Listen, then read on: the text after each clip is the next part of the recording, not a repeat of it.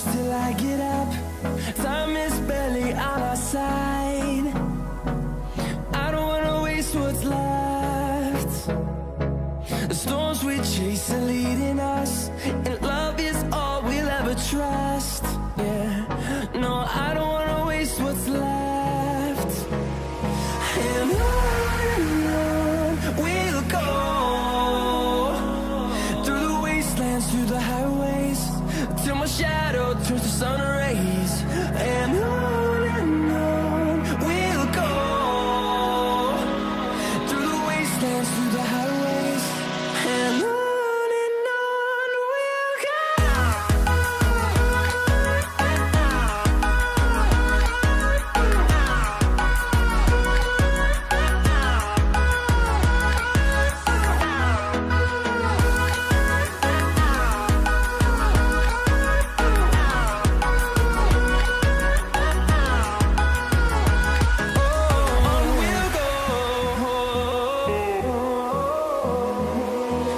Finding life along the way, melodies we haven't played.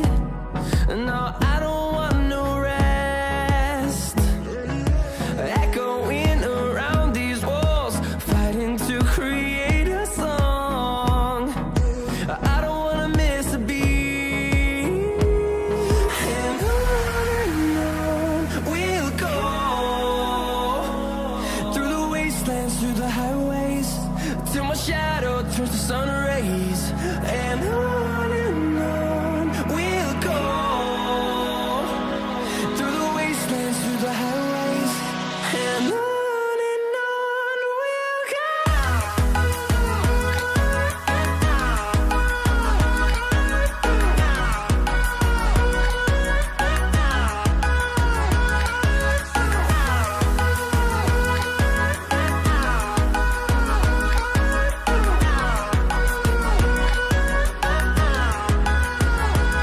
And we'll grow in number, fueled by them to see the horizon, turn us to thousands. And we'll grow in number, fueled by them to see the horizon, turn us to thousands. And on we'll go,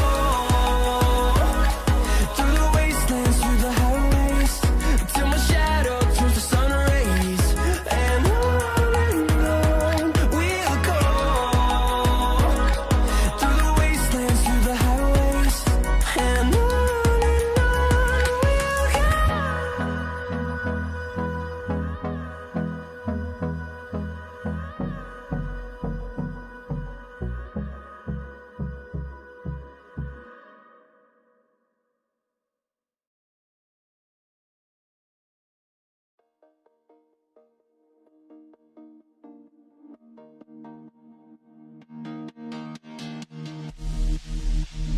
Sleep till I come home. Dream of something sweet. I will be there soon to wake you so discreet.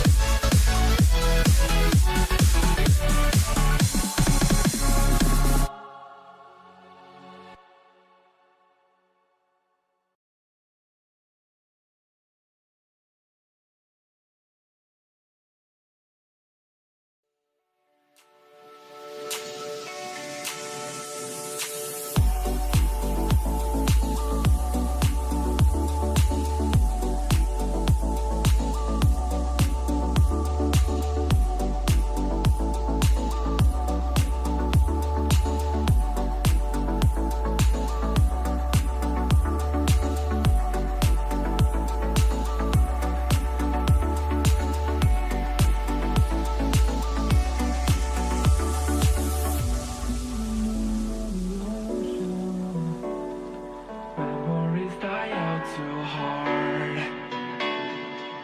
But we were traveling the mountains just to find the loudest tears. We sat down by the fire, knowing we could aim higher, but we didn't know that yet. So if you want something to hold on to, gotta find it first. But here I am, 'cause I've been laying under palm trees, waiting for the summer, knowing there's nowhere to go. 'Cause I am happy on this island, wanna be my farmland. I don't ever want to leave, I'm in a tropic club.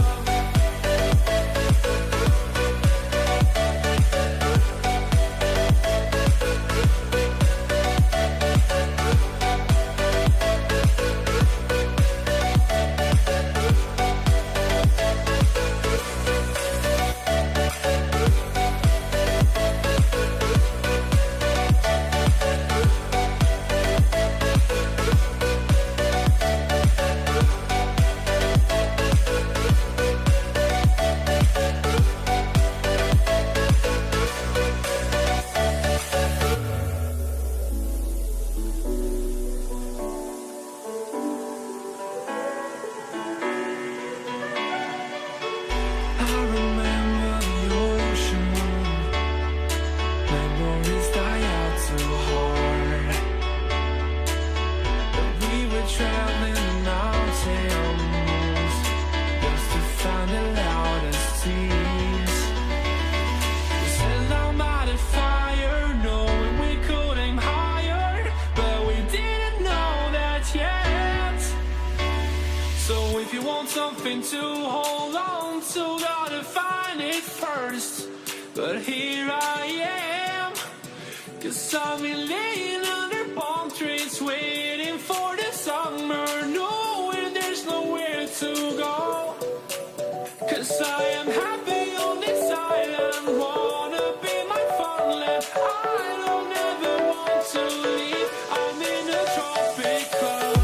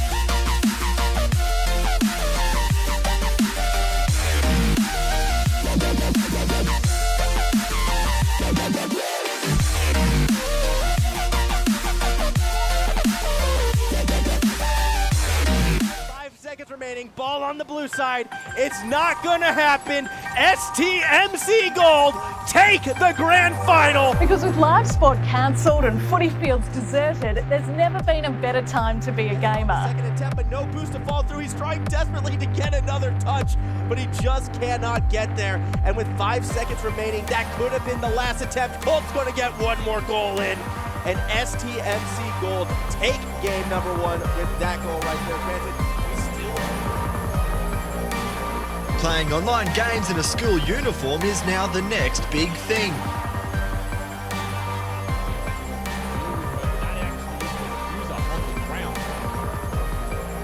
He is now in a position. The C4 comes out, melts out. Lightning can't get the follow-up frag. This is the world of esports, aka sporting comps played via online games. It's just like any other sport.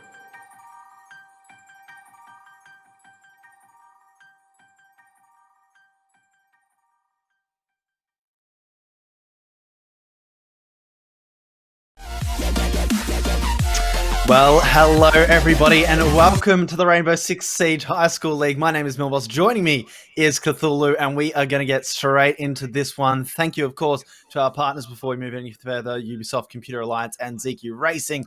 Cthulhu, mate, how are you going and what are you looking forward to tonight?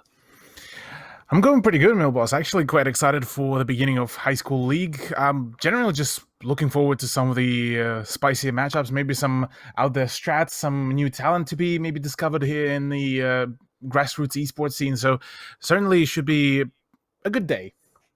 Yeah, I'm excited too. And yeah, as you say, grassroots, new talent, everyone here really young and starting to get into their esports career. I remember when I first sort of got into it back in, 2013 now. It was a long time ago. I was probably about 13, 14 years old. These guys are around, a little bit older, starting to get into actually playing, competing.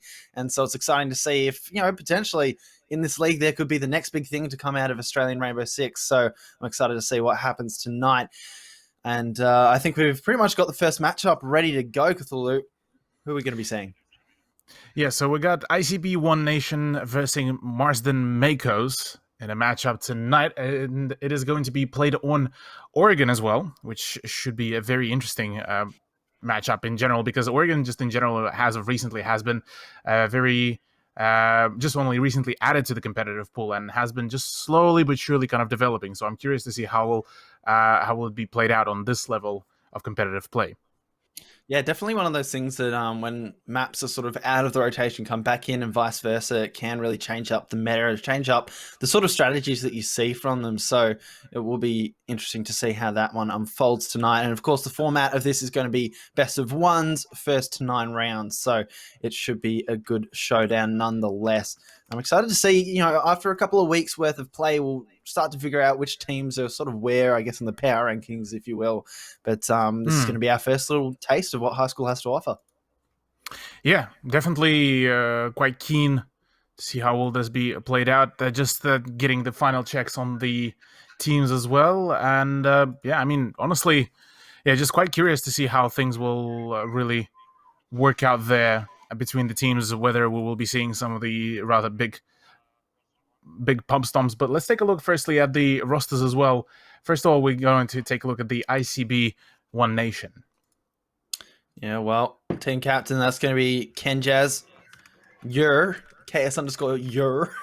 I don't know how they want me to say that, but that's what I'm going for.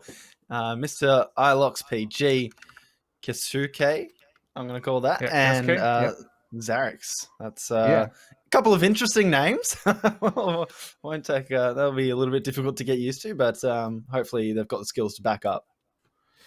Yeah, and then we also have Marsden Makos also prepping up to take them on today. It's also going to for Marsden Makos. Yeah, we got the Kenjaz, we got Zarix, we got Keske, Ilox, and for ICB One Nation, I believe it was the roster that was Mokage, Darth Dude, Dang Dubus, Ahadun Ahad, and Fofes de Fofes.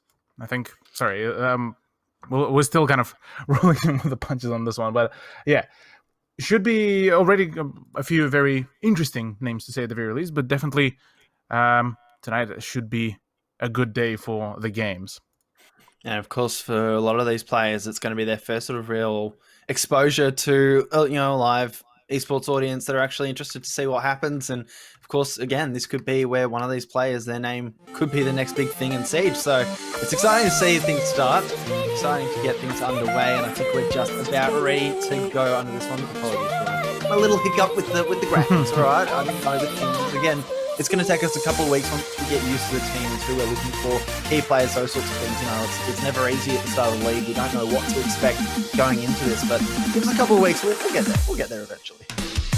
Sure will. And we're just about to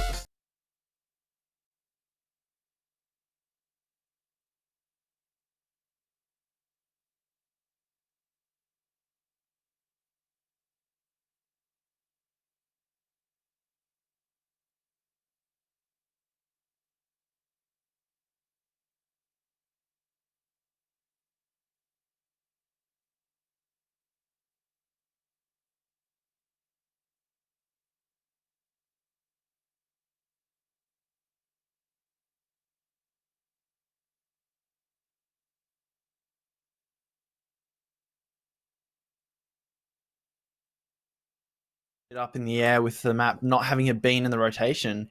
It definitely opens up to a few less conventional bans potentially. People might find out different strategies that work really well with different operators, and then they have to go, all right, we need to figure out what strategy in terms of the ban phase is going to be the most effective. But there we go, Echo out. Any sort of ideas what we're going to see for the next defender? I would imagine that maybe something across the lines like Mira could be banned out here. Maybe Melusi, okay, will be banned out, even though both Ace and Melusi are pretty much banned from the get-go anyways, at least for now they're in competitive quarantine. But yeah, I mean, honestly, looking at Monty at Echo ban, this definitely says that both of the teams don't really want to see any kind of anchor plays to be done, any shield plays, operators in general, especially on attack. They can pretty much out each and every kind of portion of the map very easily, and they can apply pressure with pretty much no effort whatsoever. At least coming up in the current meta, with so many just operators able to be peaked at, it's absolutely nuts. But for now, we're going to start on kids' dorms and master bedroom to be defended, which is considered one of the rather more conventional, I suppose, more popular sites to be defended. Yeah, definitely has been in the past, but we'll see if it continues to be so throughout the league. I reckon a map that's had such a storied history, but we'll see if that history might have a few new twists and turns as we really start to discover how teams are going to be playing this one out. Yeah, it's looking like ICB One Nation are going to be reinforcing their positions quite a fair bit, not really leaving a whole lot of peak points as well. I mean, the whole kids' dorms has been fully reinforced. The walk-in closet as well has been reinforced. So it is a good thing and a bad thing as well, because the bad thing could be the fact that if there's going to be a breach in the walk-in closet, there's not going to be a whole lot of angles that the defense will be able to peek. But yeah, apart from that, should be interesting to see. Well, action phase all but underway here. Yeah. Seems that already Kenjaz is actually able to make the entrance into the master bedroom, but just only a few peeks just to scare off Darth Dude. So for now, there's a little bit of a roam going. Attack is not particularly knowledgeable about that yet, so they're just going to be going for a straight-on approach straight to the side, where it's only 3 people that are actually holding the angles. Yeah, I mean, if they get some good timing here, this could actually play perfectly into their hands. The peek from the dock there. Mukherjee is going to escape unharmed. In fact, I think that was the Rook, my bad. But team kill comes in. That's not what you want. And this is starting to look pretty good for ICB. There's already some roaming as well starting to come around. Fofis the Dofus is the one that is actually going for the flank. Could potentially find it here if nobody's going to have the crossfire. Certainly doesn't, but oh, the read comes out from Ilox, and well, that's already a solid start here. Yeah, able to get one back after the unfortunate team kill. And more importantly, it's the roam up. That Vigil out of action. Zax is actually going to follow up, but Makaji is going to find 2 there. That's huge to get the player count back in their favor. And might even be able to get a 3rd. Does. Makaji having a massive first round. Can't find the 4th, unfortunately. Yer is able to stay alive, but nevertheless, 1 versus 2, it's doable. Yeah, this is certainly looking doable. 1v2 situation. Jaeger is actually coming up on the flank as well, and we'll be able to actually find that kill onto Yer. And, well, ICB One Nation, after a bit of a sloppy beginning there, are able to really bring in the heat. Yeah, after a great 3-kill round from Makaji, that's going to give the first round to the defenders. And now they have to switch out sites. Let's see how they approach this one. Switching up a character or 2 here. We've got a Clash and a Kaid coming out. And looks like no one's really opting for the 6 pick just yet. Yeah, no 6 pick. Well, just as we mentioned it's Keske who will be swapping over from Dokubi to Thatcher. Definitely a good idea. And then we see a quick switch around to Vigil from Rook. So both of the teams making some reactive plays and changes to their operator pool. But I reckon actually Rook to a Vigil switch is not a bad idea. So should be pretty interesting to see how will that be played out. Maybe we will be seeing something slightly different. Yeah. And yeah, I mean, so far this is looking like a very close, very competitive matchup between these 2 teams.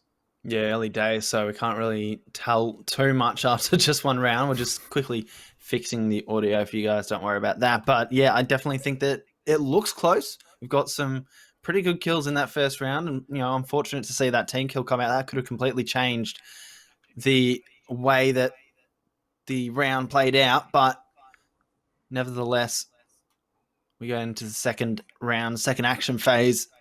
And unsurprisingly, down in this basement, I remember all of the very annoying mirror plays a few years back.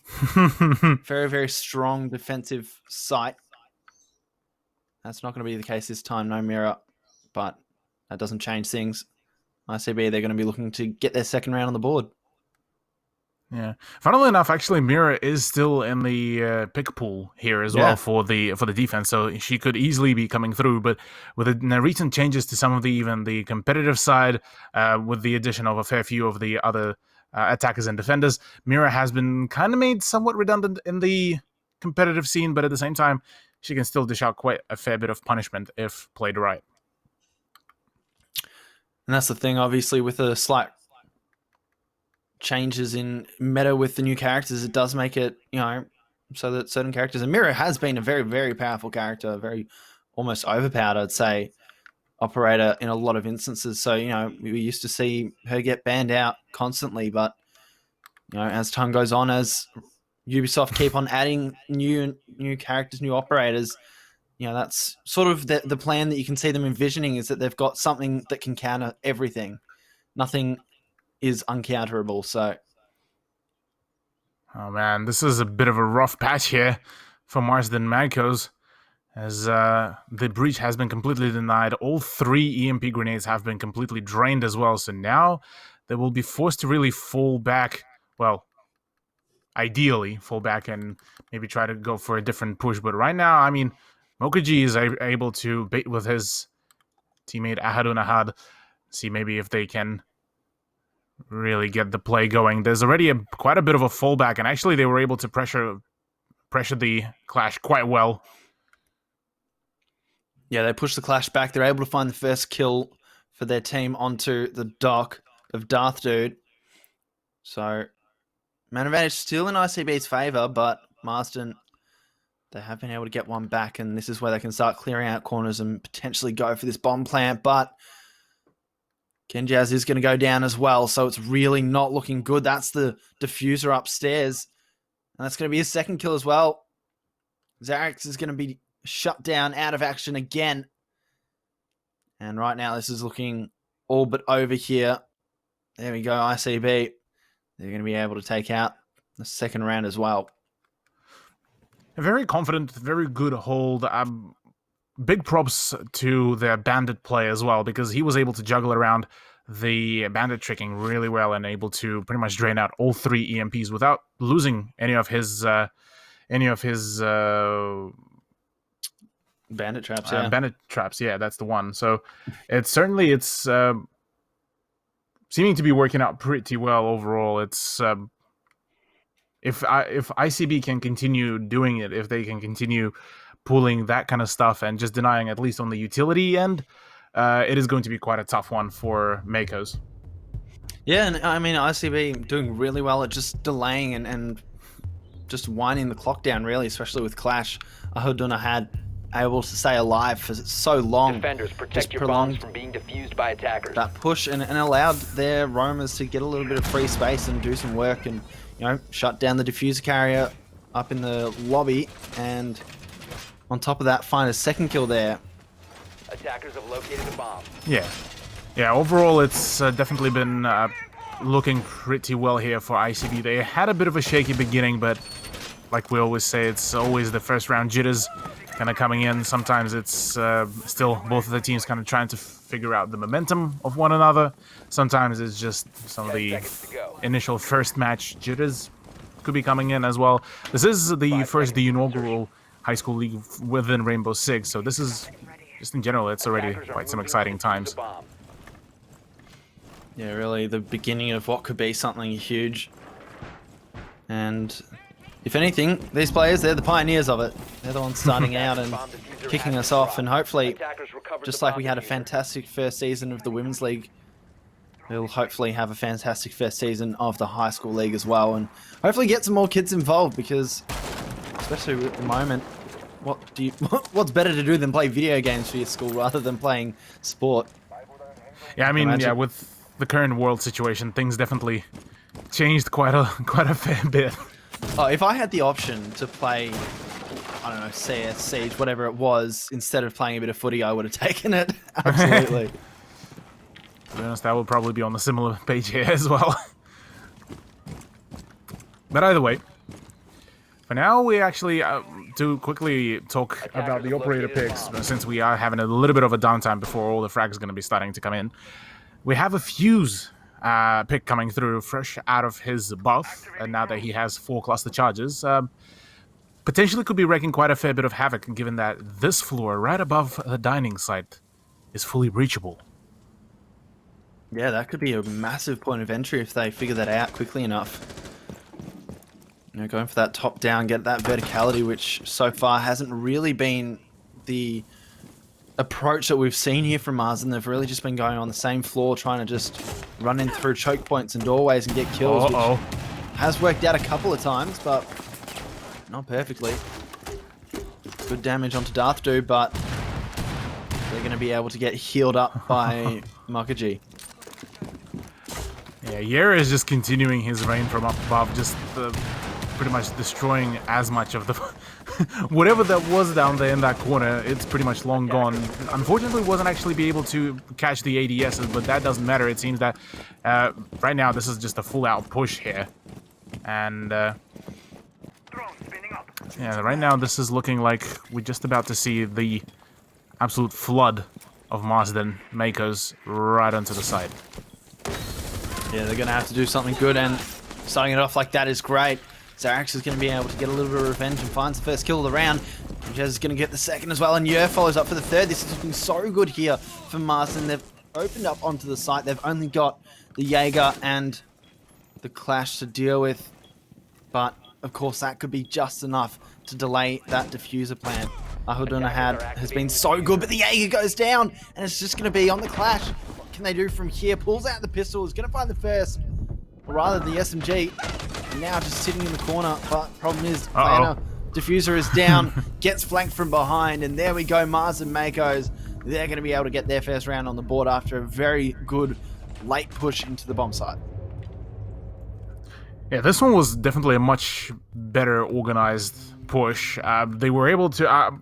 first of all, those were some fantastic shots done by... But I believe that was Xerix and Kenjaz, with Yer as well to assist. So, yeah, those peaks were definitely very well timed, very well droned as well. I liked what I saw from Marsden Makos when they were able to just, first of all, right before the peaks, get a quick cheeky drone, find out if there was anyone straight around the corner, and they just went in for the full-on just snowball effect really there. So mad props to them. It's a 2-1 scoreline, so already starting to get some, well, somewhat close to scorelines. Yeah, and I think they must have heard me over the interwebs because I mentioned verticality, and we got that in the last round, and they utilised it very well and isolated the Frost, which gave them an easy opening pick. So they've done really well in that round. Can they replicate it now? We go back upstairs to the bedrooms, bunk beds, and they had a pretty solid round in the first round that they were up here. Problem was that initial team kill really didn't help their stride, but we'll see if they can't improve on that. And on top of that fact, we'll see if maybe ICB take a little bit more care to block out that master bedroom, because they sort of just left it wide open last time. Yeah, it was definitely one of the kind of the big pressure points. Interestingly enough, it's still not reinforced at all. Yeah, they haven't even reinforced the wardrobe. That's crazy. And that is quite a radical change there, from having everything just fully reinforced like a fortress to having pretty much virtually no reinforcements. Only a single one that I can see. Actually, pardon, make it 3 walls reinforced. So 3 players have used their reinforcements, I believe. And so yeah, definitely a few questionable changes, but hey, this should definitely make things a whole lot easier for Kenjaz. But okay, finally we do see some reinforcements. I was going to say, is it a lapse in judgment, or you just forgot to get there? And here we go, Darth Dude's going to finally reinforce the wardrobe, but nevertheless, if Marsden had figured that out quickly enough, they could have capitalized on it. Not going to be the case, but still master bedroom, relatively open, so they can get stuff done from here. And we're going to see Kenjaz making their way inside. Yeah, there's already a few peek outs happening. Not sure where's the breach actually going. Oh, breach is in the attic as well. Already a few of the gas grenades coming out to try to slow things down, but Kenjaz does actually manage to find the bandits, so no more bandit tricking, and actually one of the wall patches is not electrified, so this is a free real estate here for Thermite if he's able to rotate pretty quickly. Well, let's see if they can sign the deal before someone else swoops up the property and try and make some headway here, because they're sort of just being held at bay in the attic. First kill does go down there, but in the meantime, Ahudunahad went down as well. But there we go, Xerix will get the kill. 2 on 4. And this has put Marsden in a really good spot to be able to take out this round as well. So, looking good. Look like they might just be able to equalize here. And you know, you said this looked like a close game. It's definitely looking closer and closer the more rounds we see. But the flank, Dangubis is going to be able to shut down the diffuser, but backs off smartly to save his life. Yeah, meanwhile, Kenjaz already managed to make an entrance right onto site, same as Xerix, but they are all now very much aware that there is a flanking Capcan that could pretty much throw a massive spanner in the works, but already all the crossfires, Smokaji to actually find the shot and equalize it into a 2v2 situation. And with the breach starting to come through, that's going to be denied as well. So now ICB is definitely in a winning position. The push and the plant will be attempted. Kenjaz is the one on the on the cover, and I don't think the C4 will be coming through. It's nowhere to be seen. It's only one down to Kenjaz. He will be down. Mokaji will be able to refrag, and that is a fantastic performance here to be able to reclaim the round into their hands.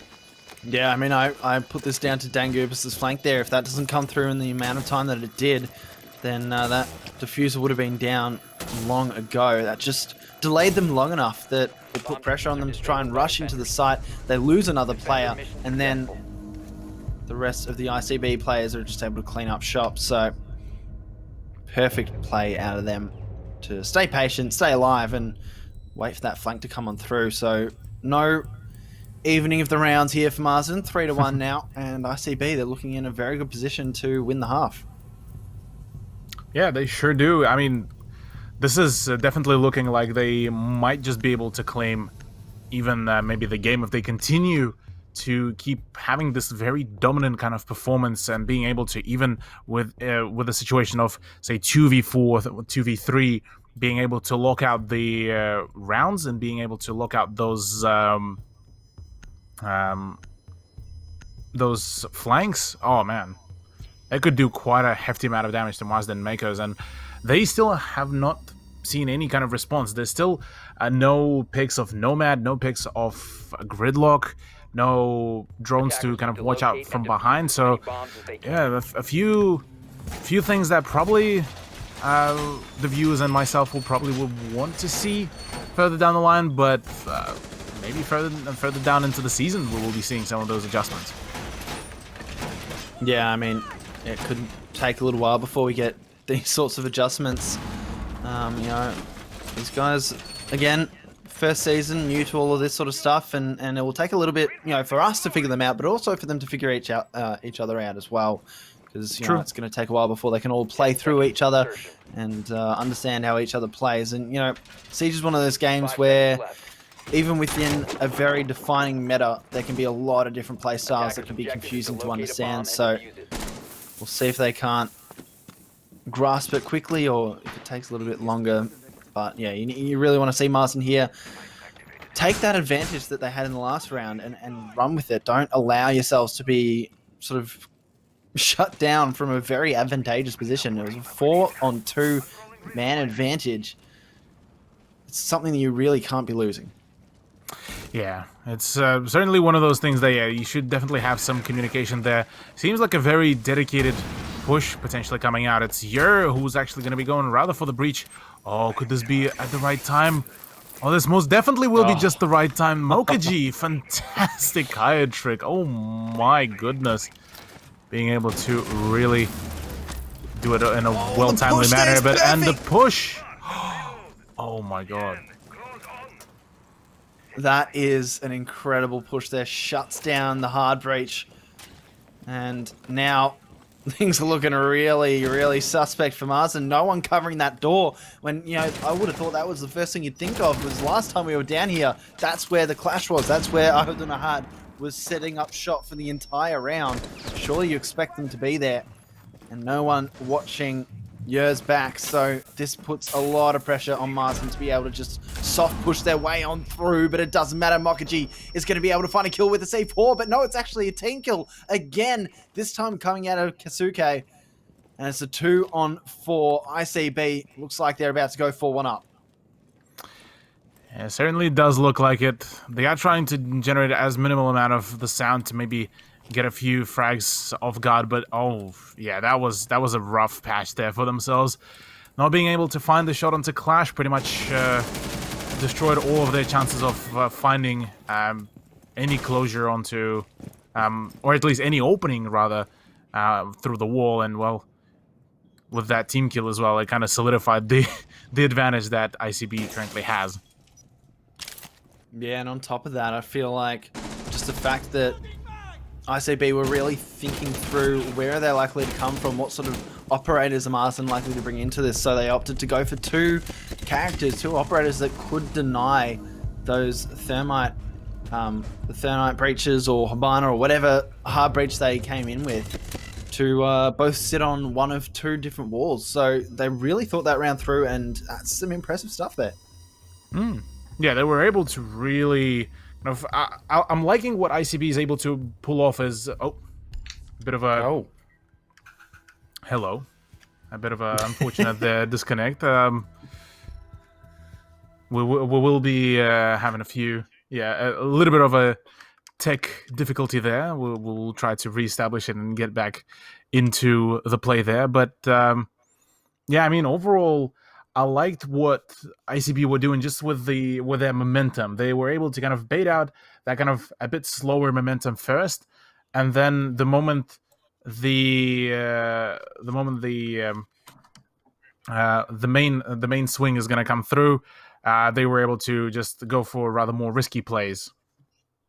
Yeah, they sort of started to get a little bit of confidence in that last round, and it was nice to see them just figure out, what's going to work well, what's not going to work well up against this Marsden team. And so far, it's looking pretty good for ICB. So I got to say, I'm impressed with what I've seen so far. Marsden, they've had some points where I've been like, okay, yeah, I can see what they're trying here. They're just not. They don't have the end product, the finishing touch to make it work. So I think they've got a little bit more practice to do before they're able to just solidify those rounds that realistically they should have had go in their favor a couple of times more than just the one that they've got. So a bit of work to do, get back to the drawing board. But so far, there's a lot of promise for this Marsden team. Yeah, there is a fair bit of promise. I mean, if they're able to at least try to not get the team kills rolling for themselves, this is where they could really make things work. Apart from that, yeah, they certainly have a good approach to that. They have the general kind of gist of how in theory they should be approaching the side, how in theory they should be getting those wins. But unfortunately, certain events are leading to a few issues there, a few early deaths, and well, ICB are the ones to keep on emphasizing of those plays. Yeah, again, because of a couple of just slight mistakes here and there. We've seen 2 team kills come out of Marsden already. Just a couple of things like that, not having that trigger discipline and just sort of going for what I assume is blind shots. We haven't really seen the team kills, but, it just feels like a little bit of lack of practice or confidence. I don't really know what to put it down to, but these guys, again, first season, really just starting to get into it. They've got some time before they're really going to be able to come to their own. And again, they're still young. They're still in high school. This is the high school league after all. So there's a lot of time before, they'll really be thinking about any sort of, career or anything like that. So this is when you want to make mistakes. This is when you want to do the most of your learning before you really have to worry about, if esports is something you want to do in the future, this is when you want to make your mistakes before you really think about getting to a pro career. So yeah, no, it's good to see them practicing the way that they have been. Obviously, like there's a lot of thought that has gone into both the defensive side we've seen from ICB and what we've seen from Marsden. There's thought process there. It's just, again, finding that finishing touch, that final product that will get them those round wins. Yeah. Well, it's I'm definitely with you on that one. It's going to be very much of a learning process, and I genuinely like that this is going to be a bit more of a, say, more chill kind of, well, quote unquote chill kind of process for them, just to kind of slowly ease themselves into the whole esports competitive scene, into how it's going to be played on the official matches, and just how further down the line, just to kind of give them at least the idea whether they even want to maybe do it, or maybe they would want just a different direction in the esports. Maybe they will want to get into casting. Maybe they will want to be part of production team. Maybe admins. Hey, there's a grand variety of ways to be involved within esports. Yeah, that's true. I mean, I mentioned earlier in the broadcast about how I sort of got into esports back in like 2013. I played a bit of FPS, bit of everything really, but I tried competing, figured out I was absolute hot garbage at it, and I'm like, yeah, you know what, I'll talk about it instead. So, definitely something to give a go, whether you think you're any good or not. Just try it out, and if you don't like it, there's always something else in the industry to sort of get involved. And yeah, definitely casting's where I found my home, but yeah, there's definitely a lot of other places that are very rewarding within the industry, whether, as you say, production, adminning, whatever it is. There's a lot of different opportunities. So, and especially now, things are starting to just grow exponentially, and you wouldn't have seen leagues like this. A high school league of all things weren't even something that people would think of back when I started. So, it's really starting to progress a lot, and being from Melbourne, the esports capital of APAC, I'm excited to see how this goes. Yeah, certainly. I mean, yeah, there's going to be plenty of the events coming around. Mainly probably online for the time being, but nonetheless, it just makes it easier for everyone to be involved throughout the whole of ANZ. So, yeah, I mean, hey, this is just the beginning for something really, really wonderful, really beautiful, and maybe further down the line we'll be having. We'll be seeing maybe those teams to be involved in competitions like the LPL Pro scene, maybe some ESL Challenger League. So there's a great variety of ways to be involved in the esports as well. So yeah, certainly keen. We're just waiting on the bit of a rehost as we had a slight technical difficulty there. But hey, I mean, overall, this has been still a very, very good showcase at the very least from ICB. Yeah, I'm excited to see how they progress throughout the season as we see them match up against some of the other opponents, some of the other teams that we won't get to see tonight. You know, again, once we sort of figure out what these teams are made of, we'll be able to get a better grasp on what sort of rankings, I guess you could call them, we will be looking at later on. You know, that was one of the things that with the Women's League in the first season, it took a while before we really figured out, okay, these guys are good, but are the guys they beat just bad, or are they just, not on the same level, or, that's just having an off day or whatever it is. It's going to take some time before we really figure that out.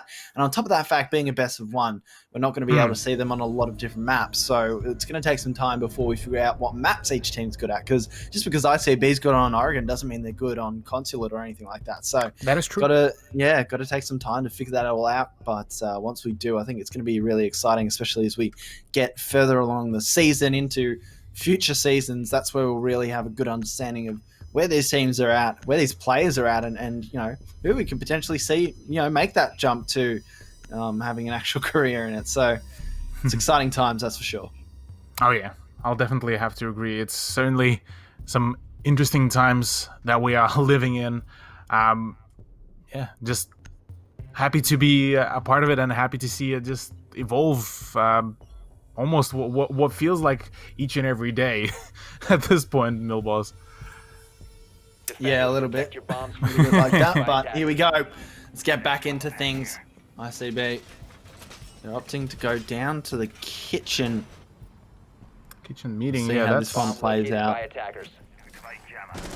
Yeah, kitchen meeting is one of those sites that has been probably more so preferred to be defended rather than, say, kitchen dining, just because it offers a little bit more cover for the defenders. You can play quite a fair bit of the vertical game as well, especially from the attic. That small breachable wall patch and the floor patch as well can provide quite a fair bit of the angles to be created vertically straight into the large tower lobby. So interesting how will the rest of it be played out, but for now it seems that like there will be some presence in the tower. Apart from that, only Lonely Rook, even he will be actually rotating straight over to the site. Yeah, getting back together with the teammates, but it looks like there's no rotation hole between the sites. There we go. Rook's going to make one. I'm going to say that's probably the missing link here, but Rook's playing a very aggressive role, which I don't dislike. Of course, has the ACOG scope available, so if anyone's going to be able to go for those early peaks, it's going to be Rook, but they decide to slow it down. Those wallbangs very close to catching out Darth Dude.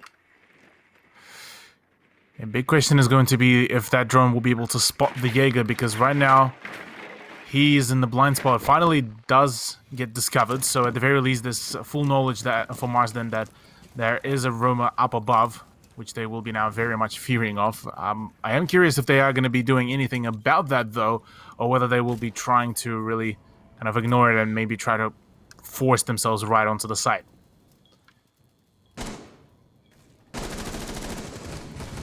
Still taking it quite slowly here, Marsden. They haven't made a lot of headway, but they're getting close. Shots just being exchanged here through the kitchen doorway. And yeah, a few positions are to the side. Yeah, a few of the positions have been kind of forfeited here by the defense, but at the very least, the opening on the defense of Mokaji, the top fragger of ICB, has been done. So at the very least, that's one of the big names from ICB's list gone, at least for the time being. This is where we've seen Marsden shoot themselves in the foot multiple occasions, but doesn't look like that's what they're going for this time. Kenjaz and Zarex, they're going to combine for a couple of kills, making it just a 2 versus 5. It's going to be Dang Goobus out of action and just onto the Jaeger of Ahadun Ahad. 1v5. Definitely possible with Jaeger, but no. Flawless round coming out of Marsden. That's what you want to see from them. Yeah, potentially the beginning of a comeback here for Marsden, given that they were on quite an unfortunate scoreline of 4-1 after we started the after we did the rehost. Only 2-round deficit should still be a fairly achievable thing to happen, but we are going to be seeing a switch in rounds, and we are actually sitting on the match point as well.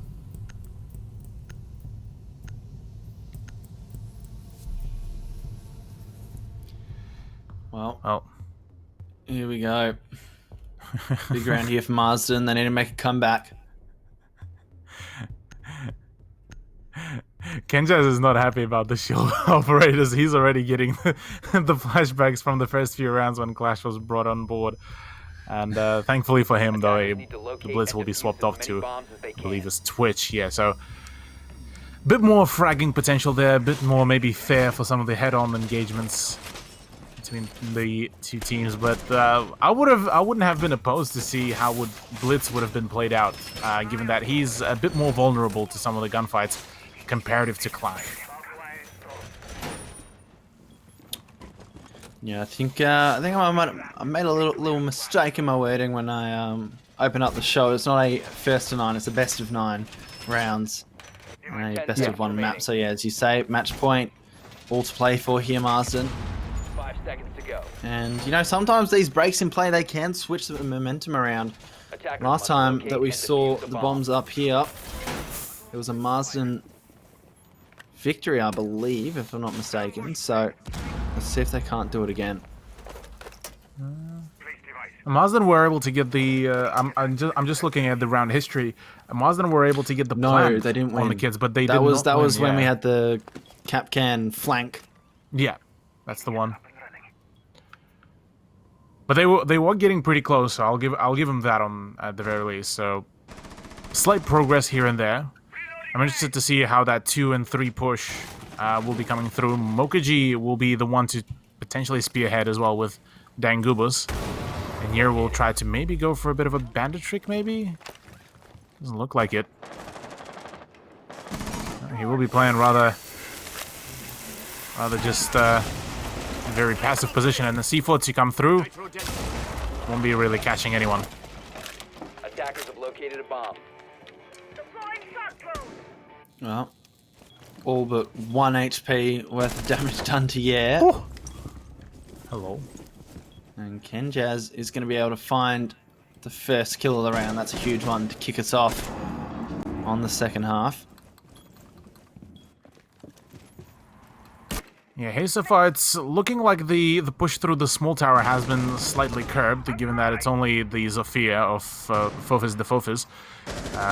He's still alive. Mokaji also to open up to get some revenge for the fallen comrade. Will be able to at very least even out the man count. But oh, there's a crossfire though held between Ilox and Zarex. But oh, it's a flurry of kills actually coming around, and it is now a 2v3 all of a sudden.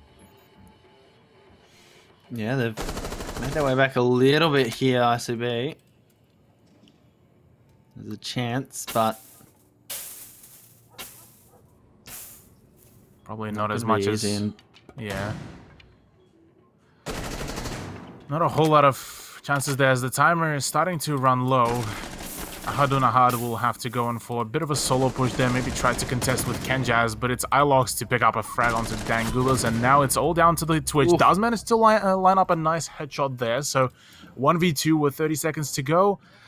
Probably not the best time to play the waiting game, but right now he needs to be very cautious about which gunfights does he peek. Yeah, got to take this Attackers one recovered the bomb diffuser. slowly, methodically. Ooh, almost gets the flick there, but Marsden, they're going to bring this one back, and now we're looking like potentially going to the 9th round. Marsden trying to make a comeback, a miracle comeback happen.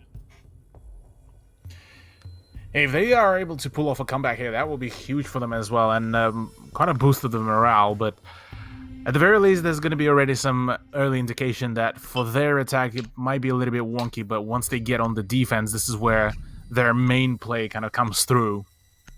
So possibly, at the very least, it's VOD material for them to review, to maybe see, hey, we'll need to up our attack game, maybe change around some of the operators, maybe see if they can bring in some of the rather unconventional operators to maybe change things around. I mean, already a decision to bring in Twitch on a regular basis is not a usual thing, but with the way how so far both the teams has been playing, they weren't really introducing a whole lot of what is considered to be the normal kind of competitive meta, where you would be seeing Mutant Mozzie combos, the Jaeger and Wamai combos, where it's pretty much turning the whole side into an impenetrable fortress from all the projectiles. So there's all of that is still yet to be developed here, so maybe further down the line we will be seeing its own kind of meta to be developed here with HSL, and I'm genuinely quite excited to see if that would happen. Yeah, I mean, there's a lot of possibilities here. And Attackers are heading out to defuse a bomb. yeah, as you say, it would be nice to see maybe some unconventional operators come out, you know, maybe pull out that mirror as an example, but opting not to. Just gonna go a little bit more regular, if you will, a bit more of what we've seen. And this first couple of engagements out here that Kenjas is going to have to deal with, they're going to be so crucial towards the success here for Marsden. And just like that, shuts down the drone. A couple of warning shots fired out, but still no damage done. There is a Kapkan trap as well on that double door into the bunker. So Mokaji will have to be really cautious about making an entrance in there, or at the very least one of his teammates. I don't think he spotted it as well. It's right at about the eyesight height. It does actually able to see it at the very last moment. So at the very least, the 60 damage won't be dealt at least just yet. For now, let's take a look though. What is the rest of the team doing? Because right now Mokaji is left all on a solo mission. And the remainder of the team is just trying to find essentially a pressure point from other positions. Yeah, just but surely working from all angles here. And Dangubus is going to join up Mokaji. The breach instead will be coming around onto the electrical box, so that is going to be an ensured should match up and push. Oh, Mokaji actually goes in for a very ballsy one onto Kenjaz, and that is already a solid beginning. ICB claiming the massive, huge here, man advantage here, and already able to find the 4-2 scoreline here so far. But oh, there's a Dangubus down, and all up to Zarex to try to make a comeback here. Yeah, last alive and can't make it work. So there we go, ICP. They're going to take this map.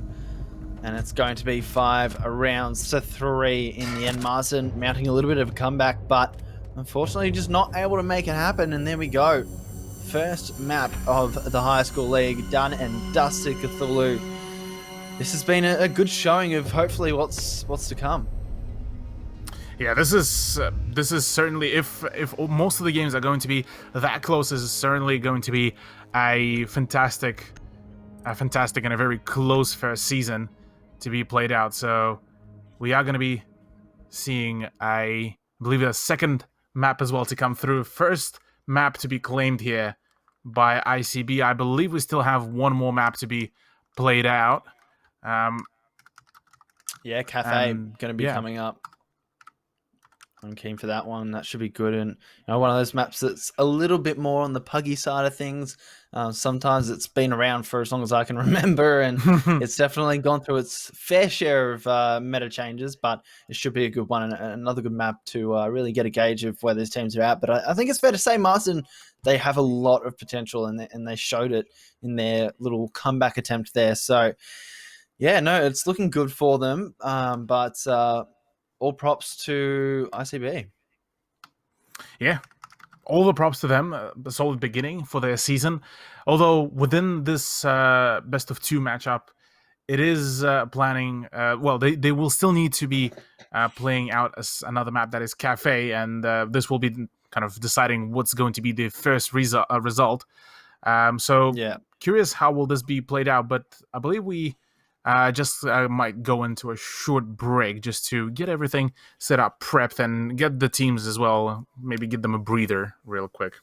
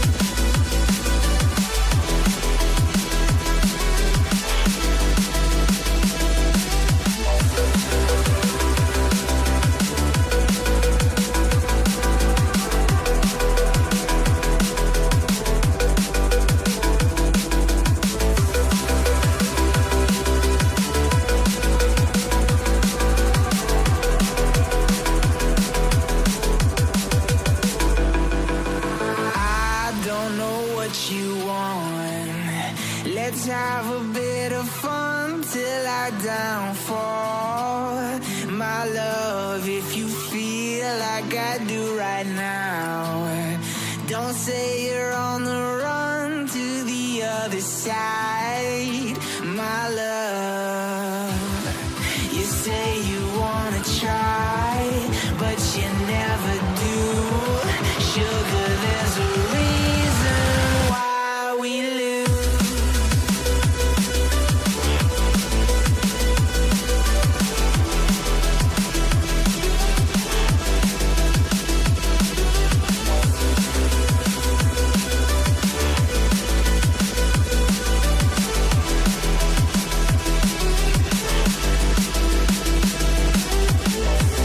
You say you wanna try, but you never do. Sugar, there's a reason why we lose. You say you wanna cry, but you never do. Sugar, there's a reason why we lose.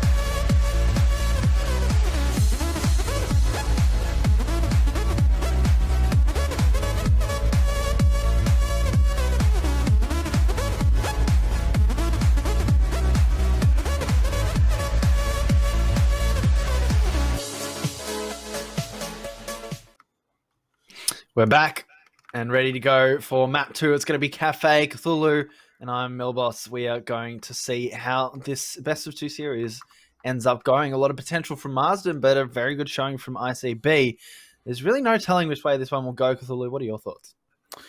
Look, yeah, this was the first map was a very close one. Oregon definitely has been a bit of a back and forth, but ultimately it was ICB that was able to claim the big dub there, 5-2, I believe, or 5-3 rather.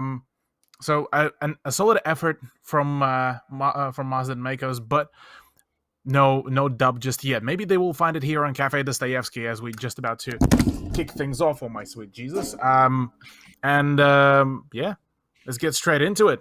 It's Marsden Makers also to begin their defense as well, and this should be a very solid game for us to witness.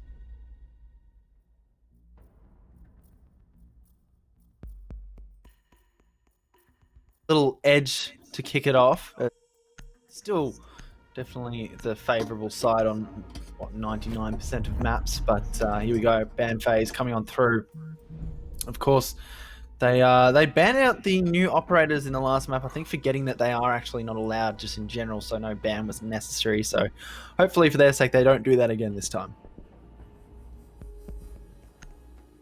Yeah, hopefully they will be able to make the different decisions there for themselves and being able to really get the proper bans going. It seems that, yeah, it's going to be Blitz and Dokubi to actually be banned out first. So we won't be seeing any of the aggressive shield plays, rather, and no of the, at least, calls yet to be made by the Korean operator. Well, ICB taking their sweet time to do their defensive ban, and it's going to be Valkyrie. Now what is Marsden going to go for? Yeah, Marsden are probably going to be prompting maybe for something like an Echo ban. They did ban him before, but instead they now learned their mistake. No more clash will be seen. I like it. Get her out. when in doubt, get her out. And after some of the very influential round-influencing plays that we saw from the clash in the last map by Ahudunahad, that's definitely a smart target ban out of this squad. But let's see how this goes. Starting on the defensive side should give them that little bit of extra confidence going into the first half. Yeah, we'll have to see how things will go. Kitchen service and cooking will be the first place to for us to see the contestation to begin, and it's not a bad idea. It's a pretty good site to be used here, and so we are actually going to be seeing from ICB actually another shield operator to come through, and that is going to be Montaigne, who could be also changing the general pace of the round pretty quickly and pretty swiftly. Attackers have discovered the location of a bomb.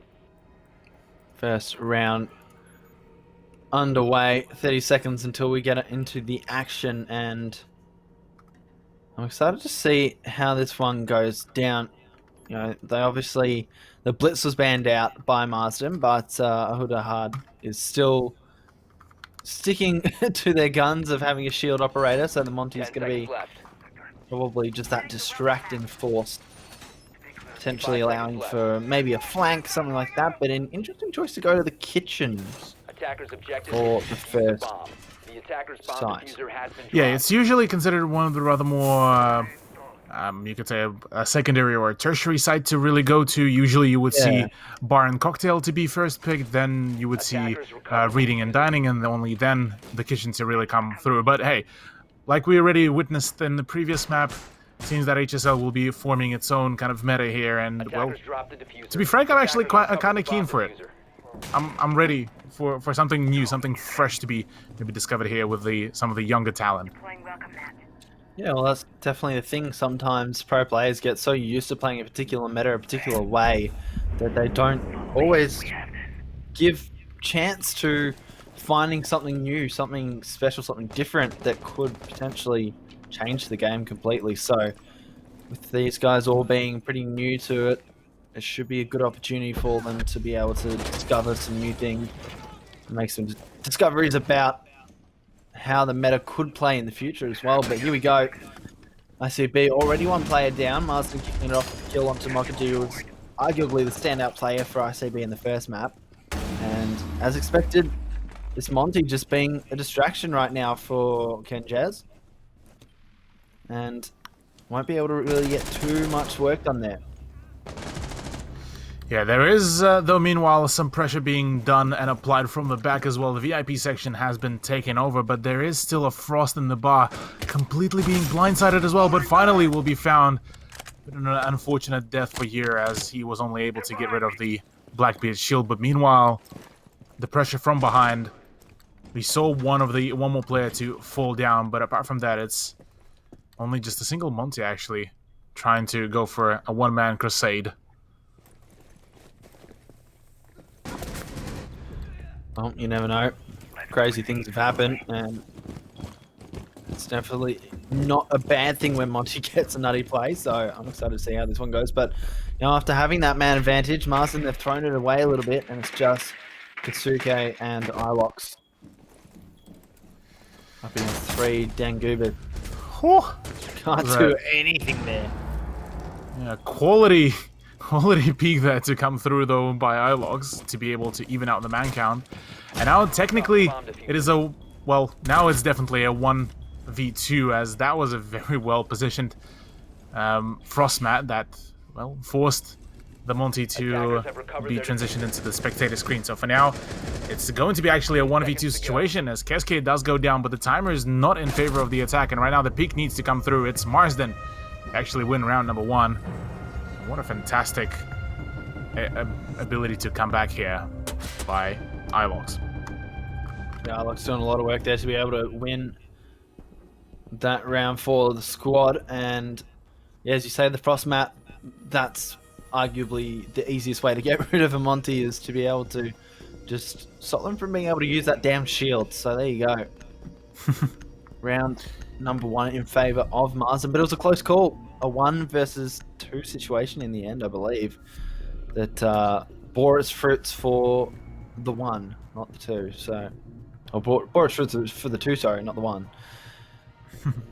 Yeah, albeit that it did get pretty close. I did go down to a 1v1 position, but at the very least, the beauty of that round was that Ilox could have just played a very passive game and just forced the timer to run out. So, at the very least, there's that, but alas, first round did still end up going into Marsden's hands, and, well, it is going to be Bar that will be finally played out, and maybe the initial kind of choice of Kitchen maybe was intentional to maybe try to kind of confuse the opposition here.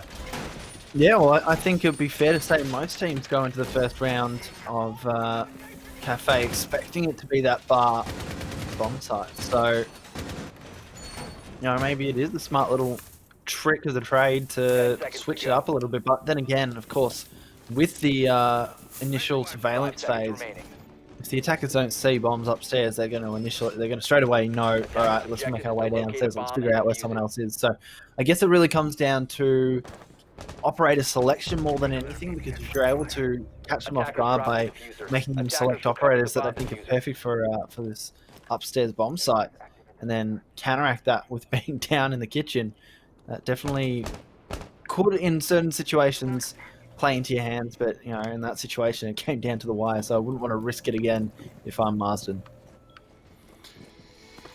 Yeah, well, Marsden, talking about taking a risk, decided to go for yet another one where they tried to go in for a bit of a spawn peek by Kenjaz as well with the ACOG, but wasn't really able to perform there. So now it's in pretty much basically from the get-go, it is a 4v5 kind of situation that Marsden might be struggling with further down the line.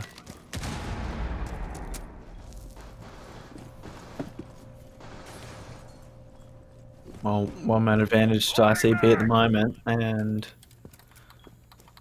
that puts these last 4 Marsden defenders on high alert. Still 4 players from ICB up on the roof right now. We'll see Monty drop. And again, distract some of those bullets coming out from the Jaeger, that's Zarex. So, playing the slow game here, ICB. Let's see if they don't have some kind of coordinated push that they might go for towards the end. Those wallbangs so close to being able to hit, I think, Mokaji in the head. That would have been a huge kill to start things off in this round. Yeah, that would have been huge if that shot connected onto the Thatcher. Would have been an absolute banger to begin the defense off as well. Zarex, a lone man trying to play his position here, will be forced off it. And, well, right now, certainly not looking pretty for the man, as he's just continuously getting pressured here, left, right, and center. Yeah, Zarex just trying to stay alive behind the couches, goes for the pre-fire.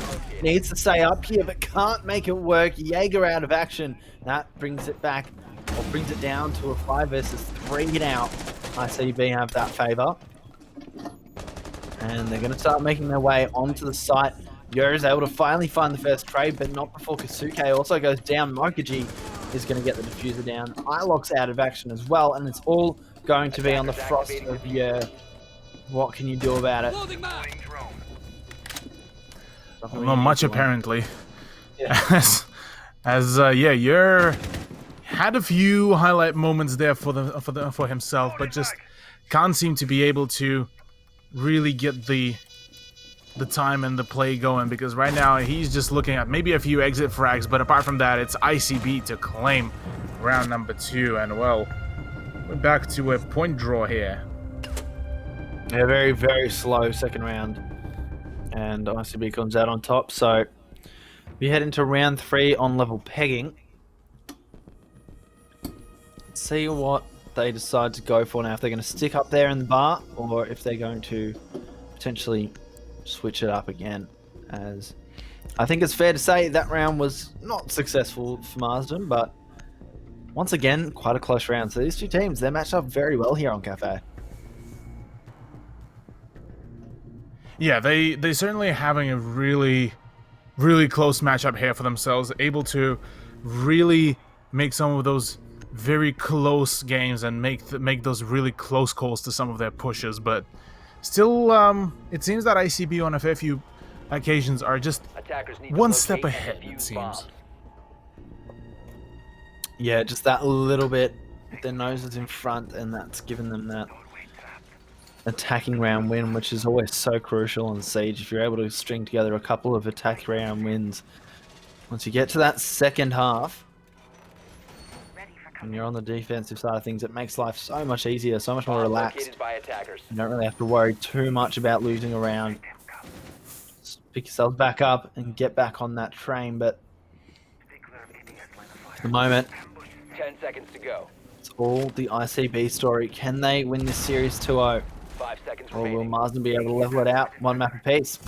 Let's keep seeing and Attackers are moving hope to that this defuse one bombs. stays as close as it's been. I don't want someone to get too much momentum and go on a rampage. I'd like to see this one stay as close as it has been so far. It would definitely be quite though a showcase if one or the other team is able to really find some momentum for themselves and just show their dominance here, because that would mean that we would have some top dogs that could further down the line could fall to some of the underdog plays. So it's also just nice sometimes just to see that kind of a slight underdog story to kind of start rising here. Yeah, well, everyone loves the underdog story, and I mean, it's unfair to call either of these teams an underdog at the moment, because again, we don't really know what to expect out of them or the other teams in the league, but nevertheless, Marsden, they had to try and come from behind in the first map. Can they do it this time around, potentially take the lead going into the second half? That's really what you want to see from these players. Yeah, I certainly would want to get some dubs here early on into the season. That Blackbeard is going to be an absolute nuisance to deal with as well. I don't think Darth Dude would really have a whole lot of issues trying to go for those pixel peaks, as he will have an immense advantage there against pretty much anyone without the ACOG. So curious how will Marsden adapt to that one, but so far it seems that Kenjas at the very least didn't go for a spawn peak, so it will be a 5v5, so maybe it's going to be a closer round comparative to what we saw just in the previous round. Yeah, it could be if it keeps going the way it's going. It's, again, another slow round here, only a minute left. The ICB taking their time, trying to clear everything out, make sure that they can get this push and run with it. Slowly just building up. And eventually we're going to see, I think, a big push coming through. Still clearing out this bottom floor, though. Oh, Mokaji, the timing there. Oh, wow. Can't get much more tense than that, and Kenjaz is going to find that first kill, so here's where ICB need to react. They need to get that trade on through, and they do indeed. Dangubis is going to find the kill onto Zarek, so it does bring the man advantage back to level. But again, 20 seconds remaining. They need to do something about it ASAP, because right now they might just about run out of time. 20 seconds left. Still no more kills in the first two that have gone down. Ilok's trying to stay up here, getting pressured from a Capital incendiary bolt, and the diffuser has gone down, so ICB, they just need to hold on to this one now. Marsden, can you go for the retakes? And Trey's coming in and out, somehow stays alive for long enough down on the Monty, but Ahuduna can't do much more than that. Yurt's going to be able to get the kill, and now it's all on to Darth Dude. 1v3, can they get this diffuse to come in? I think he knows that it's all but over. And there we go, Kenjaz is going to get that one confirmed. 2-1 Marsden. They're able to make the retake work. That was, how should I say it, a very interesting turnout of all of the gunfights that that came through, because yeah, in any other situation, if Capcan would have been shut down, if the Hebana was able to stay alive for just a little bit longer, and if Monty would have been able to maybe slow down things a little bit, then we could have potentially see a few, well, that round to be successful for ICB, but seems that Marsden are definitely looking much more confident here and able to take a firmer grip on the control of the whole round and pace as well. Yeah, I mean we've talked about them taking a couple of risks, but now it's maybe time to just settle down and play Attackers need to the locate and defuse the bomb. meta game. Play what you know will work rather than trying to invent something or change the playstyle. So we go back down to the kitchen, and they did win this bomb site in the first round, albeit in a 1 versus 1 situation. So can they do it again? Yeah, that will be the bigger question. As to can they repeat that one? Can they make it maybe a bit more favorable for themselves rather than their team?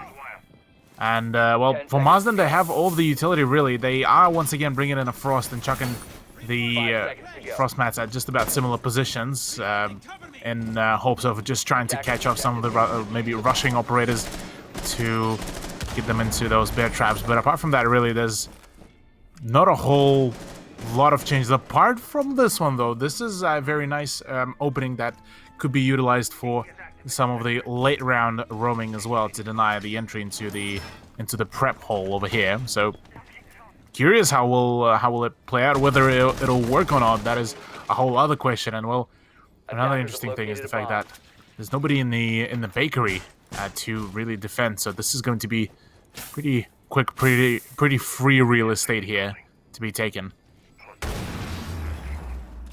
Yeah, right now Michelle's patisserie not getting any action, and so that does give them entrance towards the prep room, and the bandit trick should come on through, but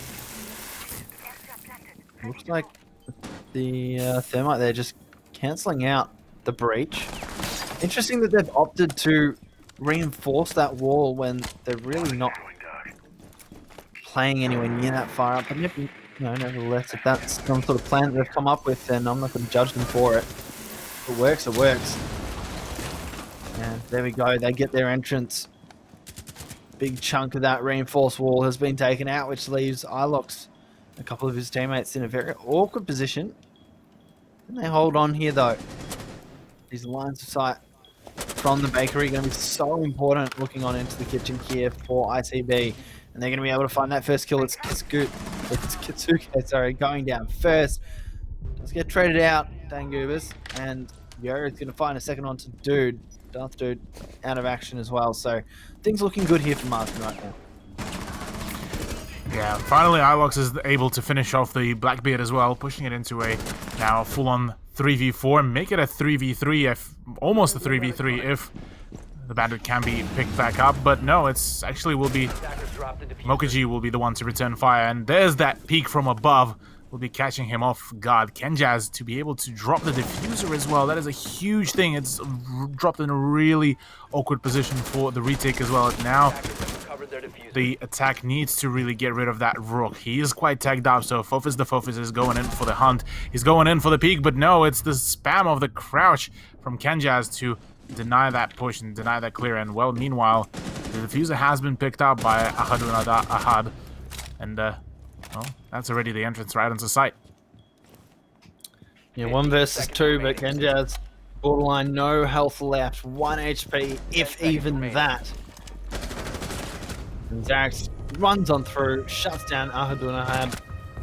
That's going to be the 4th round in the favor of Marsden. 3-1 up right now, and this is looking good. They might be able to even out the scoreline in the series and split a 1-1 map count. But here we go. And number 5 loading on up. Is there going to be a change of tactic? We're going to be going to a mining room and fireplace. That's an interesting choice. Not going for a reading room, but any thought process maybe you can think of here, Cthulhu, that justifies that? I mean, the only thing that I can really think of is that the defense might be going for even more so of a vertical play, albeit that it's certainly going to be forcing them to take control of quite a large chunk of the ground. That is going to be the piano room right above mining and train. They should have a pretty good setup to work with from above. Otherwise, are they giving a large amount of breachable floor right over here in Piano Room to the offense, and with the fact that the attack of ICB has brought on board a fuse, Bomb located. it's certainly going to be making the life of the defenders a whole lot harder, and the Jaeger devices would barely even be able to really shut down only, I believe, 1 or 1.5 of the cluster charges of fuse. 10 seconds left before insertion. Let's see if they're able to utilize fuse charges to the maximum of its potential. Attackers are heading out to defuse a bomb. And here we go, action phase. Things looking really good for Marsden right about now. Can they keep the train going? Can they make an express? Not just stopping all stations, they want to go straight from the outskirts into the CBD. And so far they've been doing it pretty well. A 2-round streak already going for themselves, being able to shut down each and every push that ICB were able to perform. Certainly is already showing quite some phenomenal performance there, but maybe, just maybe, ICB would be able to make a return once they will get onto defense. I mean, we're already seeing kind of a general trend that both of the teams seeming to have a bit of a struggle going with the offense, but the moment they get onto defense, this is where they start shining. So maybe it's going to be comeback time once we switch the sides. Yeah, potentially. Definitely still on the card, still on the table. A comeback here from this ICB squad. Yeah, already a few breaches. Yeah, breaches starting to actually happen as well for the Hibana and the C4. There was an attempt. Rather, it was used to open up another rotation hole to see if maybe the Capcan of Keske would be able to find maybe another angle. But it seems that none will be found, and instead it's Mokaji that will be just opening a full walk-in hole just to try to roll in. Does see the few pixels of one of the defenders, but won't be deciding to emphasize on that.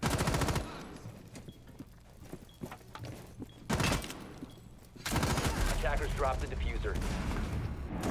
Well, already 4-on-4, and it's making life a little bit more difficult for both teams, but I think in this situation, ICB, without Monty coming on through, might just be distraction enough. Depends on the flanky, yeah. Drop the bomb diffuser.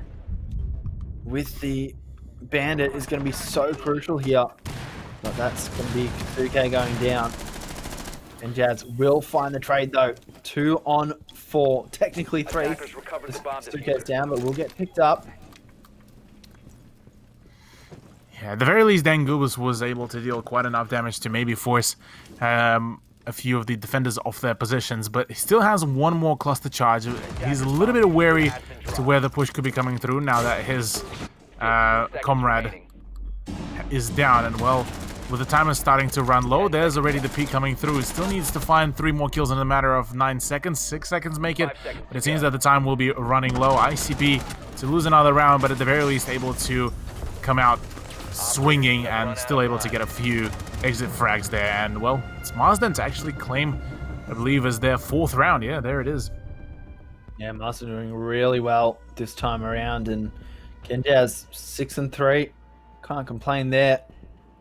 Dangubus though, 7 kills to his name. You know, we saw in the first map, Mokaji was the one who was really top fragging and carrying the team almost, but no, Dangubus wants their own piece of the pie as well, so they've decided to step things up, and they're going to have to keep on going because we are on match point here.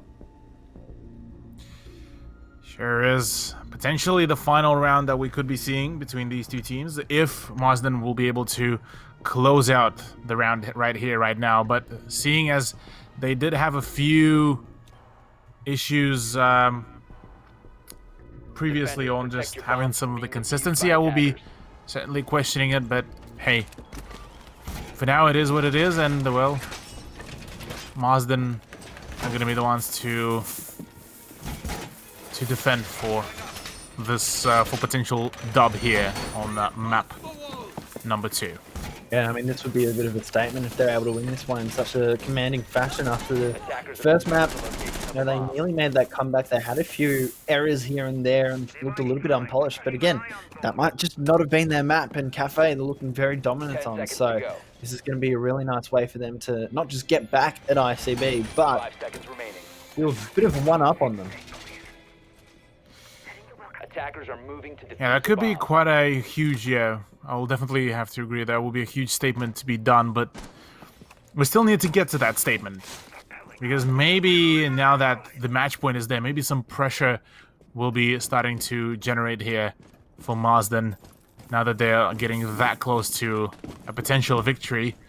Sometimes the teams run into that kind of mental problem, mental barrier when they start thinking, oh yeah, only just one more round to play, and then we're done, and then they start losing out on the key players. But it doesn't seem to be phasing Xerix in any shape or form, as the man was able to shut down a rushing Ash of Ahadun Ahad. Well, now it's a 4v5 just like that. Yeah, and that's a very important piece of the puzzle. Ahadun Ahad has been very influential in most of the rounds, but most of the rounds he has been using a Monty. So some around with the Ash, going for a very, distraction-based character to a very aggressive, hyper-aggressive slaying character. Does switch things up and obviously doesn't work out. So Marsden feeling pretty good about themselves, I'm sure, right now.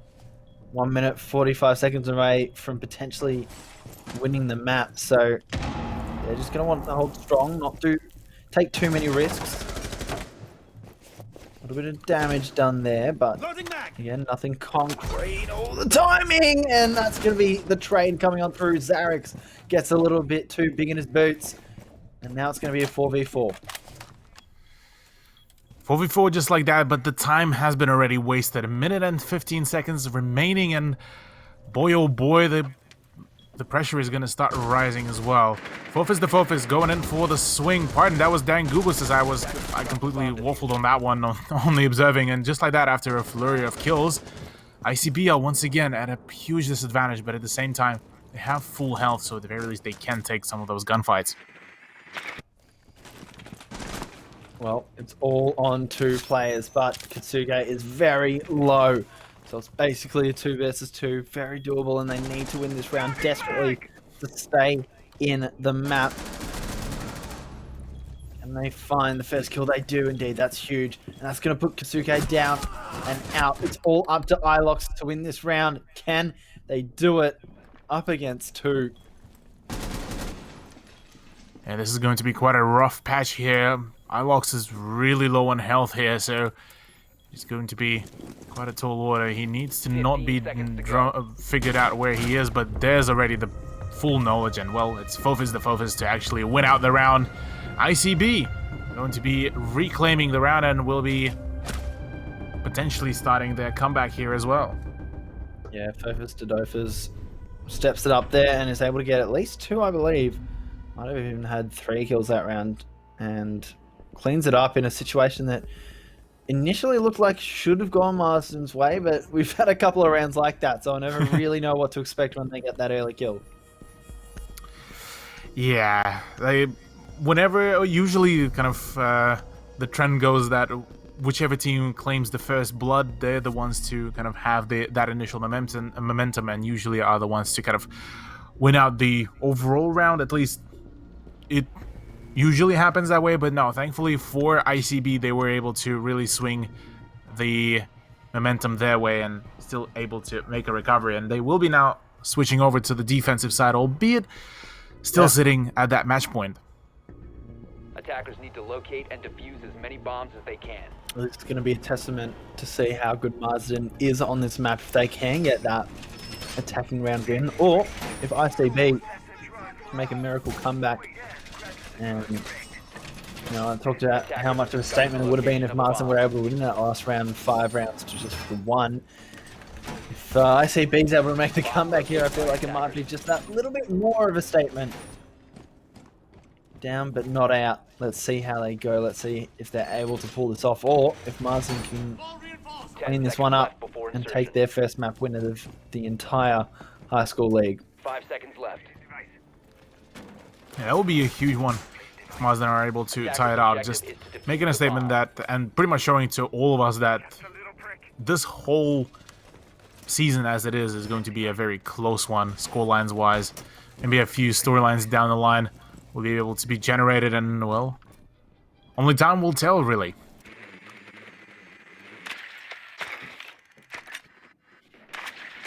OKG going in for a bit of a drone, as he already managed to nab one, and will be trying to maybe hide it from the naked eye. But oh, hello, that's an enemy drone there. And meanwhile, it is only a single Darth dude that will be actually playing from up above in a very odd way, just maybe trying to hide himself from the initial engagement and maybe try to go for a late flank further down the line. I mean, it's a plan that's worked in the past. We saw it on Oregon. That's Dangubis. Rather, not Dangubis, but the flank coming in late in the round, at least. No, Dangubis did with Capcan over on Oregon a couple of times, and it was very successful. So let's see if it goes down the same way in this round here. The breach will be coming through successfully, so at the very least there's another sideline for Marsden to really to contest. But apart from that, it's Yer who are actually going to be taking control of Monty and will be trying to maybe apply some pressure that way. Ilox already got the scan onto Bandit as well, so that is going to make things a whole lot tougher for ICB to really go for any flanks. Still yet to find Darth Duda, as he keeps on generating those goo mines, but not tossing them around just yet. Maybe further down the line, but this could be huge if he can connect that flank around. Oh, the timing. Oh, the peak. Yeah, Haduna Had does manage to find a shot into Xerix. It's already the first blood to go, and so far, Marsden are definitely seeming to be fumbling around here. Yeah, just getting a little bit, making a couple of slight mistakes, and the timing, if it had worked out any more perfectly there, we might have even seen the kill onto the Monty of Yer, but there it goes. Nakaji is going to find it. 5 on 3. Marsden not looking good. This is not what you want from these guys, but Ahudunahad is going to find their second for the round. Mokaji with their second, and there we go. Finally, a trade comes in. Kenjaz finds a second, but I feel like it must just about be all she wrote for the round. 1 versus 5. Can just do it. 3 players remaining. 10 seconds to go.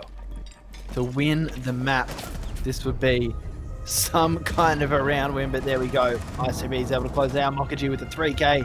Ahudud Ahab coming out with 2 as well.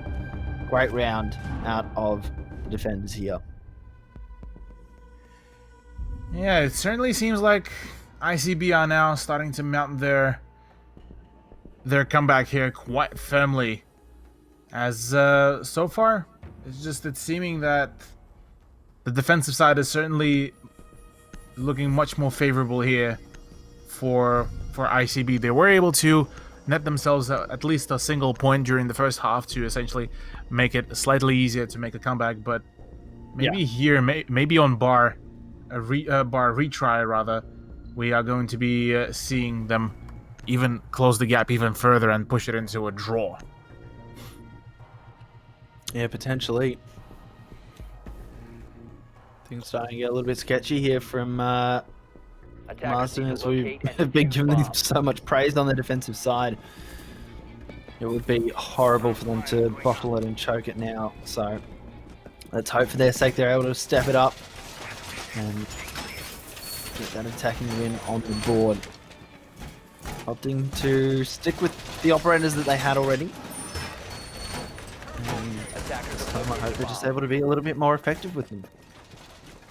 Yeah, one would only hope that they would be able to finally nail down their push, their approach there. Maybe we'll be seeing something cross these lines further into the matchup. Maybe this is where we're going to see it all close down. I mean, who knows? Really, it's been quite a roller coaster of emotions for both of the teams, I would imagine, on both maps. Previous map ended in a similar kind of fashion where we saw Marsden just starting to mount the comeback, but it was, I believe, a 5-3 scoreline that pretty much saw the end of map 1. Yeah, that was how we ended up seeing the first map go down. So I'm sure for their own sake, ICB will be very cautious about letting that happen. This round is really make or break, I feel like. If you're able to bring it to 4 rounds apiece, then Marsden, what hope do you have? But they really need to win it here. Fofes Dodofes going for that flank once again as Vigil has been doing that all night long. Playing that very deep lurking role. So let's see a little bit later on in the round. I'm sure there'll be something going down. It's, in that quadrant of the map, but for now, looks like all the action, the party, the UE booms, they're all up on the roof. Just realized I think they ran into an issue where they don't have a soft breach. That could definitely be a problem. That is definitely a problem. Forcing Thermite to use one of his breaching charges out of the 2 is certainly going to make things a whole lot harder. Now the next charge could be potentially needing to be going either on the piano wall or on the freezer wall, because otherwise they're going to be forced to go in through the few choke points that ICB already set up. And for Marsden, this is going to be a tough ask if that will be the case. Shot themselves in the foot with that one. How do you forget a soft breach? It feels like every now and again you're like, oh well, you know, we've had one of the hard breaches banned out, so you know we only have one hard breach to work with. How do you forget a soft breach? But nevertheless, they will get the thermite breach down and open up one of the walls there. Mokaji, though, is going to be able to find the first kill, so that gives the man advantage to ICB. Now the push needs to come in. Something needs to happen here for Marsden. They can't just keep playing so passively. They need to force something. And there we go, yeah. He's going to be able to get the trade. Zarix follows up. That's the deep roam, the deep lurk as well. That's out of action. Kenjaz with just another one. Dan Kubis is getting pushed here by the Monty. Trying to peek around to go for the kill. Does get the drop onto Zarix, but not before Zarix finds the teammate. And there we go. It's going to be Marsden with a very comprehensive final round to win it out here on Cafe after what I thought was the end of things with the, you know, not having a soft breacher. They're able to win the round in relative comfort there. Oh yeah, it was just... There was definitely a much more coordinated play.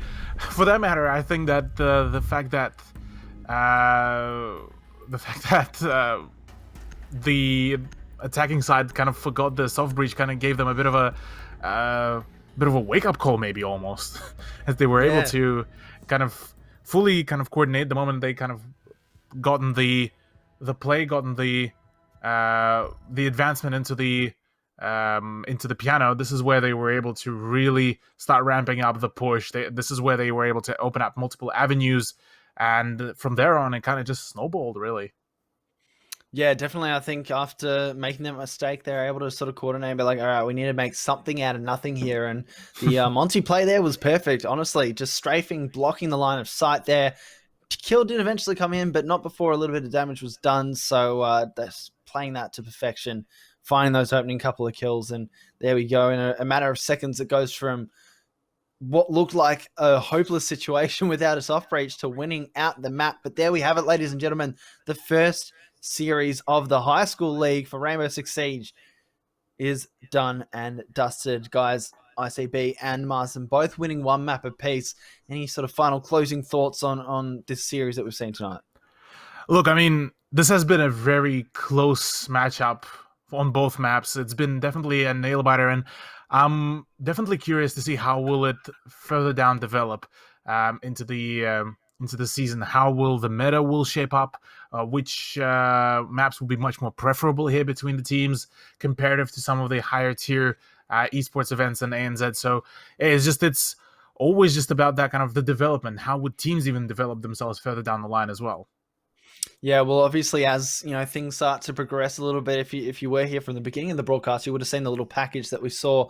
You know, with schools starting to really adopt esports in their curriculum, and now there's a better time than any to do that. So I think as the years progress, as we see a little bit more investment of schools into esports, those sorts of opportunities are just going to go from where they are now, which is borderline nothing, to being a real possibility, something that kids can actually pick up and start to learn and practice and get coaching and training from people who have a bit of experience. So it's exciting to see where this is headed.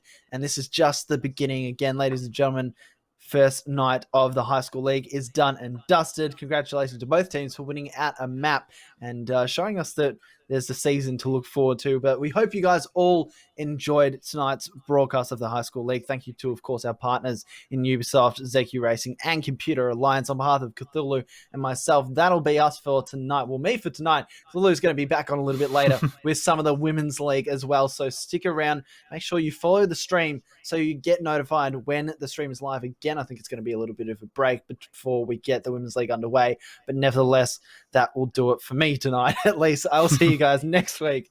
Good night. 5 seconds remaining. Ball on the blue side. It's not going to happen. STMC Gold take the grand final. Because with live sport cancelled and footy fields deserted, there's never been a better time to be a gamer. Second attempt, but no boost to fall through. He's trying desperately to get another touch, but he just cannot get there. And with 5 seconds remaining, that could have been the last attempt. Colt's going to get one more goal in. And STMC Gold take game number 1 with that goal right there. Granted, Playing online games in a school uniform is now the next big thing.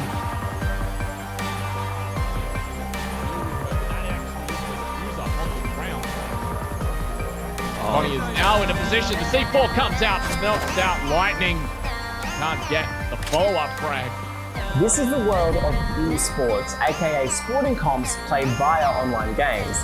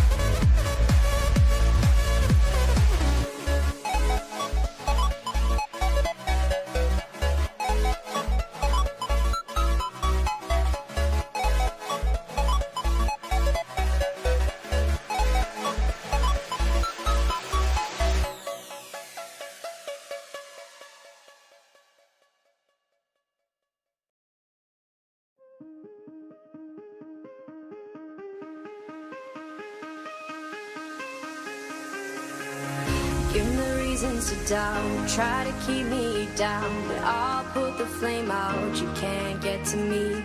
Throw your sticks and your stones, go break all of my bones. You won't ache my soul, you can't get to me. And then